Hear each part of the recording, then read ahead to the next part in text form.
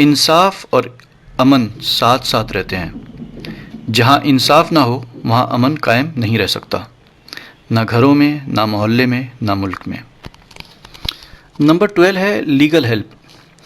عام لوگوں میں گورنمنٹ، کورٹ کچہری یا پولیس وغیرہ کے میٹر میں بہت کم جانکاری ہوتی ہے، جس کی وجہ سے معصوم لوگوں کا بہت سا پیسہ بھی ضائع ہو جاتا ہے اور پورا گھر ٹینشن میں الگ رہتا ہے، جبکہ بات بہت معمولی سی ہوتی ہے. مثال کے طور پر آدھار کیسے بنوانا ہے، راشن کارڈ کہاں بنے گا، بلڈر پریشان کر رہا ہے، وغیرہ وغیرہ وغیرہ. تو ایسے امت کے لوگوں کی مدد کے لیے ایسے جانکار لوگوں کو آگے آنا ہوگا جو ان سب میٹر کو بخوبی سمجھتے ہیں اور لوگوں کی مدد کر سکتے ہیں. اگر ہماری تھوڑی سی جانکاری دینے سے کسی کا کام بن سکتا ہے اور امت کا پیسہ ضائع ہونے سے بچ سکتا ہے تو ہماری آخرت کے لیے ذخیرہ ہو جائے گا. کوئی مسلمان کسی مسلمان بھائی کی مدد کے لیے قدم بڑھاتا ہے، اس کی ایک حاجت پوری کرتا ہے تو اللہ اس بندے کی 70 حاجتوں کو پورا کرتے ہیں. نمبر 13 ہے خصوصی ملاقات ٹیم.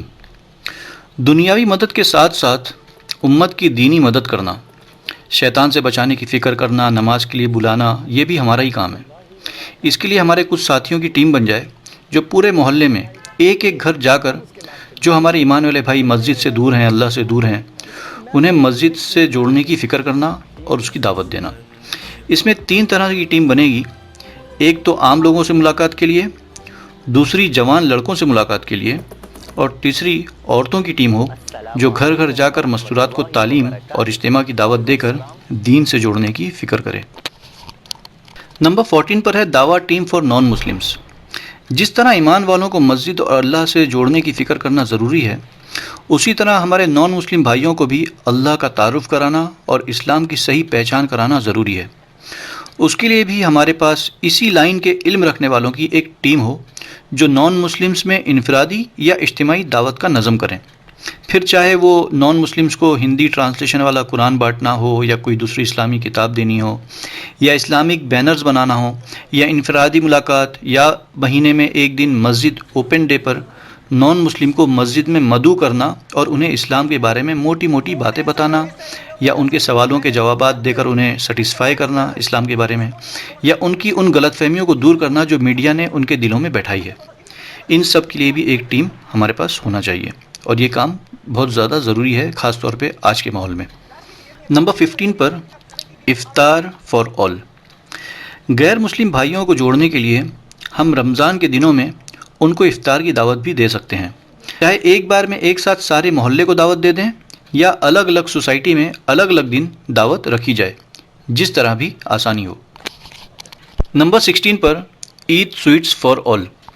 افطار کی ہی طرح عید کے دن جہاں ہم ایک دوسرے کے گھروں پر سیوئیاں، شیرخرمے بھیجتے رہتے ہیں، وہیں ہم اپنے غیر مسلم بھائیوں کے گھروں پر بھی کم سے کم ایک ایک پیالہ کھیر وغیرہ کا بھی بھیج سکتے ہیں.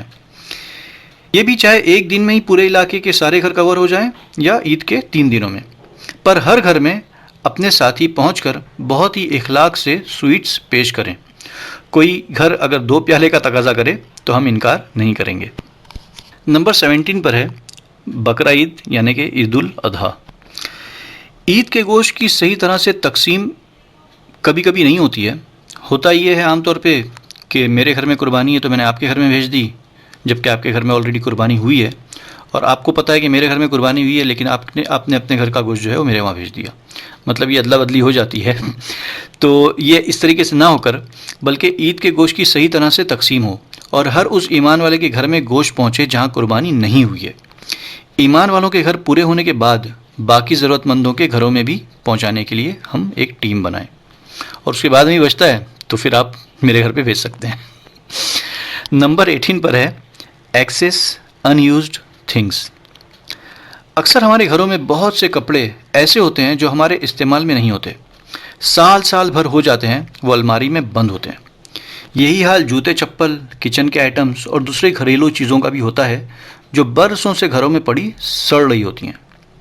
ایک ایسی ٹیم ہو جو گھر گھر جا کر ایسی سبھی آئٹمز کو جمع کریں اور کم سے کم 6 مہینے میں یا سال میں ایک دن ان چیزوں کو کسی بڑے ہال میں یا کسی جگہ پر طریقے سے لگا کر رکھ دیں کہ جسے جو ضرورت ہو وہ پبلک آ کر لے لے. چیزیں ضائع بھی نہیں ہوں گی اور ضرورت مند کی ضرورت بھی پوری ہو جائے گی. نمبر 19 پر محلے کے سارے ایمان والوں کا ایک آن لائن گروپ ہو تاکہ وقت پڑنے پر ضرورت مند کی مدد کی جا سکے، یا کوئی اعلان وغیرہ کرنا ہو تو سارے ایمان والوں میں آسانی سے خبر ہو جائے۔ کسی کے گھر میں میت ہو گئی ہو، یا کسی کو میڈیکل ایمرجنسی پیش آ گئی ہو، کسی کو فوراً ہاسپٹل لے جانا ہو اور گاڑی کا انتظام نہیں ہو رہا ہو، یا کوئی کسی بھائی کو پریشان کر رہا ہو، وغیرہ وغیرہ وغیرہ، کسی بھی ایمرجنسی کے وقت اگر ایک گروپ سے سب جڑے رہیں گے تو فوراً ایک دوسرے کی مدد کو پہنچا جا سکتا ہے۔ گروپ کا نام امت محمدیہ رکھا جائے، کسی فرقے یا مسلک کا نام نہ ہو۔ اپنے اس گروپ امت محمدیہ میں ہر ایک کو جوڑنے کی فکر کریں۔ حضور صلی اللہ علیہ وسلم نے فرمایا، ساری امت ایک جسم کے مانند ہے کہ اگر جسم کے کسی ایک حصے میں بھی درد یا تکلیف ہوتی ہے تو سارا بدن اسے محسوس کرتا ہے، پریشان رہتا ہے۔ ہم کو اللہ کے نبی صلی اللہ علیہ وسلم نے ایک جسم کی طرح رہنے کی تلقین کی ہے، اور اسی طرح رہنے میں ہماری کامیابی بھی ہے اور حفاظت بھی۔ ٹکڑے ٹکڑے رہنے میں صرف نقصان ہے۔ یہ کچھ باتیں تھیں جو آپ کے سامنے رکھ دیں۔ آپ کے ذہن میں بھی اگر کوئی مشورہ ہو تو ضرور اپنے قیمتی مشورے سے نوازیں۔ Healthy suggestions always welcome. اوپر یہ جو سارے پوائنٹس بتائے گئے ہیں، ضروری نہیں ہے کہ ہر شخص ہر ایک کام کر سکتا ہو، پر یہ ضرور ہو سکتا ہے کہ ہم میں اللہ نے جو جو صلاحیت رکھی ہے اس حساب سے ہم خود ہی ان ذمہ داریوں کے لیے اپنے آپ کو پیش کریں جو ہم آسانی سے کر سکتے ہیں۔ اور یہ سارے کام ہمیں صرف اور صرف اللہ کی رضا کے لیے کرنا ہے، اللہ کو راضی کرنے کے لیے کرنا ہے، نہ کہ کسی اور دنیاوی مقصد سے۔ اللہ ہی اس کا اجر دیں گے، اور ایسا اجر جو کبھی ختم نہیں ہوگا۔ کل قیامت کے دن ہمارا کون سا عمل پسند آ جائے اور اللہ ہماری مغفرت کر دیں، ہم کہہ نہیں سکتے۔ تم زمین والوں پر رحم کرو، آسمان والا تم پر رحم کرے گا۔ تو دوستوں، بھائیوں اور بزرگوں، یہ سارے کام ایک ایک کر کے کرنا ہے۔ ضروری نہیں ہے کہ سب ایٹ اے ٹائم ہو جائے۔ ہر کام کے لیے کام کرنے والوں کو پہلے ایک جگہ جمع ہونا ہوگا، پھر مسجد میں جمع ہو کر اس کے لیے مشورہ کرنا ہوگا کہ کیسے کرنا ہے۔ جس کے پاس جب ٹائم ہو، جتنا ٹائم ہو، اس حساب سے ایک ٹیم بن کر اس کام کو انجام دیں گے۔ تو ان اوپر دیے ہوئے سارے پوائنٹس میں جس نمبر کے کام میں ہم حصہ لینا چاہتے ہیں، یا ہمیں لگتا ہے کہ ہم وہ کام کر سکتے ہیں، اگر 50% بھی لگتا ہے تو ہم اپنے نام کے ساتھ صرف وہ پوائنٹ نمبر بتا دیں تاکہ ٹیم بنائی جا سکے۔ جہاں اور جس کام میں پیسوں کی ضرورت ہوگی وہاں ہم جتنا ہماری طرف سے آسانی سے لگا سکتے ہیں ہم لگائیں گے۔ اگر کم پڑے گا تو امت کے مخلص لوگوں کو اللہ کھڑا کر دیں گے اور ضرورت پوری ہو جائے گی۔ اٹھ باندھ کمر کیا ڈرتا ہے، اٹھ باندھ کمر کیا ڈرتا ہے، پھر دیکھ خدا کیا کرتا ہے۔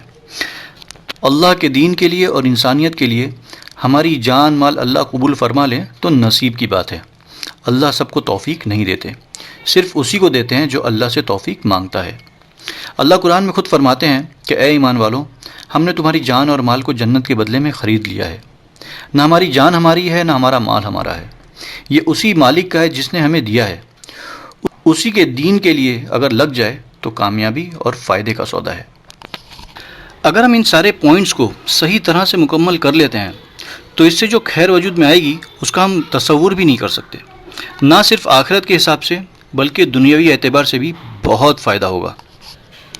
دعا کریں کہ اللہ ان ارادوں اور محنتوں کو آسان کریں اور قبول فرمائیں، آمین۔ میری زندگی کا مقصد تیرے دین کی سرفرازی، میری زندگی کا مقصد تیرے دین کی سرفرازی، میں اسی لیے مسلمان، میں اسی لیے نمازی۔ آپ سب کا بہت بہت شکریہ، جزاک اللہ خیر۔ السلام علیکم ورحمۃ اللہ وبرکاتہ۔ لبیں آتی ہے دعا بن کے تمنا میری، لبیں آتی ہے دعا بن کے تمنا میری، زندگی شمع کی صورت ہو خدایا میری، زندگی شمع کی صورت ہو خدایا میری، لبیں آتی ہے دعا بن کے تمنا میری۔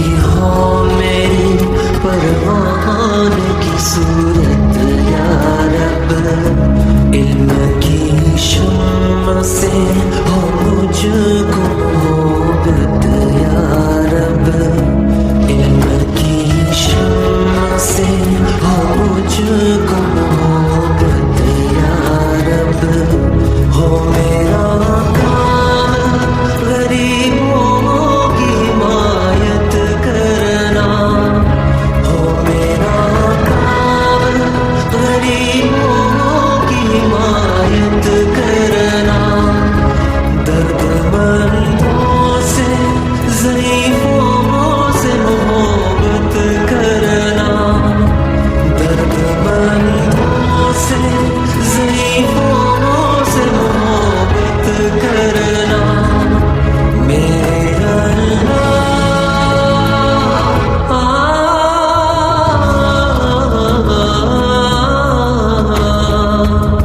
मेरे अल्लाह बुराई से बचाना मुझको मेरे अल्लाह बुराई से बचाना मुझको नेक जो